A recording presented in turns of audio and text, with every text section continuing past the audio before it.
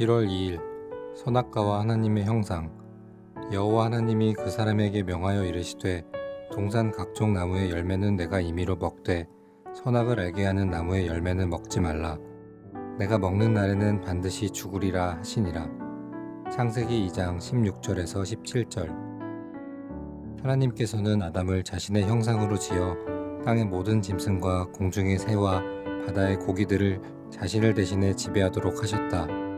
하나님께서는 에덴 동산 밖에서 먼저 아담을 흙으로 빚어 만드시고 에덴 동산으로 인도하여 그곳에서 자신을 대신해서 통치권을 행사하게 하셨다.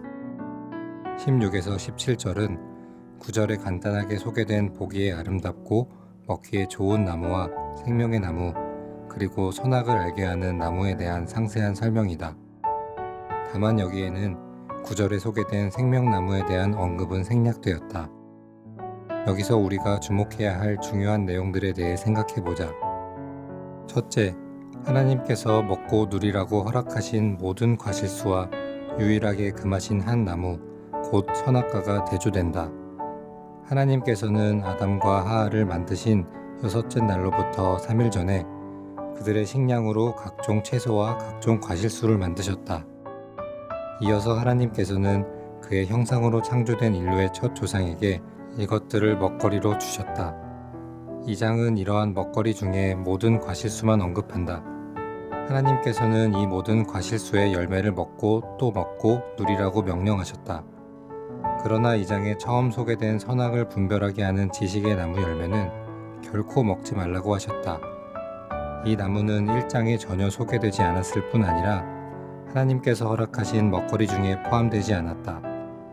9절의 생명나무와 함께 처음 소개된 선악을 알게 하는 나무는 다른 과실수 같이 평범한 나무이다. 그러나 하나님께서는 이 두 나무에는 아주 중요한 상징적 의미와 의의를 부여하셨다. 생명나무 자체가 신비적으로 생명을 주거나 선악을 알게 하는 나무 자체가 선악을 분간하는 지식을 제공하는 것은 결코 아니다. 이 두 나무의 상반된 기능은 아담에게 모든 것을 선물로 주실 뿐 아니라 그를 모든 피조물 중에서 가장 존귀한 존재로 만드신 창조주 하나님께서 친히 부여하신 것이다.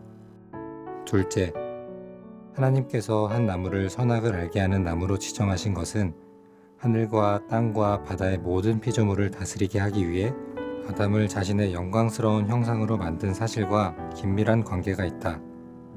인간은 하나님의 형상이므로 인간의 모든 활동은 하나님의 생각과 뜻을 반영해야 한다.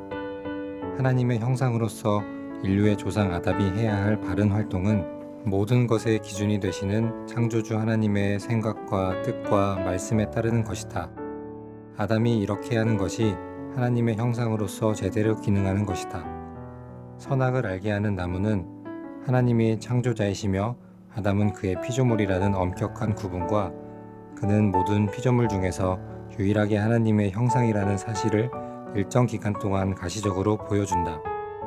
선악과의 기능과 역할은 아담이 하나님의 형상이니 하나님의 모든 말씀에 따라 만물을 통치해야 한다는 것을 보여주는 것이다. 아담은 자신이 하나님의 형상인 것을 의식하면 그가 창조주 하나님의 뜻에 따라 살아야 한다는 것을 본능적으로 알게 되어 있다. 선악과의 나무는 이 지식과 인식을 잠시 동안 더욱 강화시킨다. 왜냐하면 하나님께서는 일반적인 나무를 특별히 선악을 알게 하는 나무로 지정하시고 그의 특별한 계시로 이 나무의 열매를 절대 먹지 말라고 하셨기 때문이다. 그러나 아담이 이 나무의 열매를 따먹은 것은 자기 자신의 본성 속에 있는 하나님의 계시와 그의 특별 계시의 말씀을 거역하는 것이다. 셋째, 내가 먹는 날에는 반드시 죽으리라는 말씀에서 반드시 죽으리라는 것은 히브리어의 죽고 또 죽으리라를 번역한 것이다. 하나님께서는 이와 같이 죽으리라고 하셨는데 뱀은 하와를 유혹할 때 결코 죽지 아니하리라 하고 정반대로 말했다. 여기서 죽는다란 말은 창조주 하나님과 피조물 아담 사이의 바른 관계가 무너진다는 것을 뜻한다.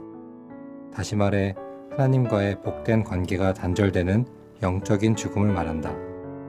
그러나 사탄의 도구로 사용된 뱀이 결코 죽지 아니하리라고 말한 것은 이와 다른 의미를 가진다. 선악을 알게 하는 나무의 열매를 먹으면 창조주 하나님으로부터 독립하여 하나님과 같이 모든 것의 기준이 된다는 뜻이다. 그러므로 하와가 뱀의 말을 듣고 선악과를 따먹고 아담에게도 그 열매를 준 것은 그들이 하나님의 형상으로 사는 것을 포기하고 자기들이 하나님과 같은 독립적 존재가 되기로 결정하였음을 보여준다. 그 결과 아담과 그의 모든 후손은 하나님과의 바르고 복된 관계가 단절되고 영적으로 죽어 죄와 사탄의 종으로 전락하고 말았다. 타락 후에도 인간의 존재 자체는 여전히 하나님의 형상이다. 그러나 그 형상의 영적이고 도덕적인 기능은 완전히 마비되어 자기 자신과 죄와 사탄을 섬기는 자가 되고 말았다.